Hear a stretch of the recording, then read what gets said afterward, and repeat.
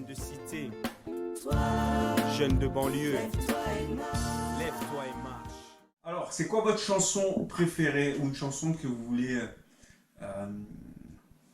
la chanson qui vous fait, qui vous bouge, voilà, qui vous donne des émotions ou qui vous fait danser, ou peu importe. Monsieur Doc Shadow, Foxy Brown, une chanson.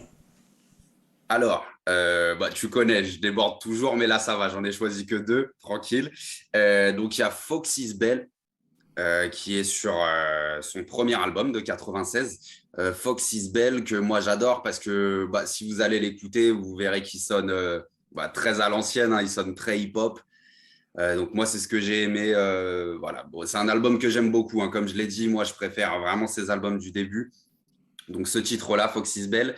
Et le deuxième titre, c'est BWA, donc Bitches with Attitudes.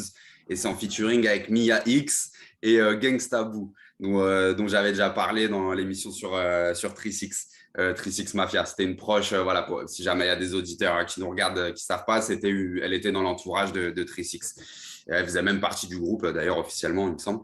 Et donc, voilà, c'est sorti en 99 et j'adore ce morceau.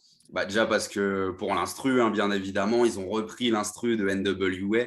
Voilà, clin d'œil avec le titre, c'est l'instru de Real Niggas Don't Die ou Real Niggas Never Die. J'ai oublié le titre, désolé. Et c'est sur le deuxième album de NWA. Donc, c'est un instru que j'adore, qui est souvent repris. D'ailleurs, Rof, le rappeur Rof l'avait repris.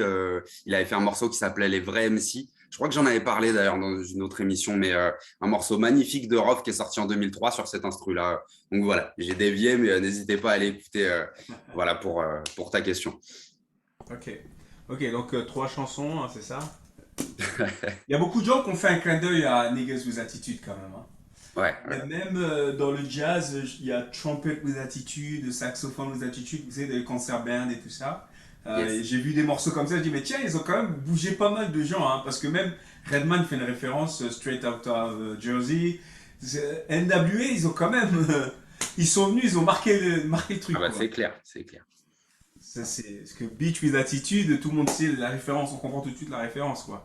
Exact. Voilà, donc, mais c'est pas mal aussi hein, de BWA. Parce qu'en fait, justement, avec toute cette West Coast qui a une façon de pointer du doigt les femmes dans leurs chansons, et que là, en fait, justement, elles reprennent ça, donc elles reprennent leur force et elles reprennent aussi le mot qu'ils y. Tu vois, c'est ça, c'est ce que je disais en début d'émission quand je parlais de la catégorie des rappeuses bitch. Tu vois, quand je disais que c'est pas du tout une insulte quand je le dis, tu vois, c'est devenu limite une catégorie de rappeuses, quoi. Vraiment, elles en ont fait.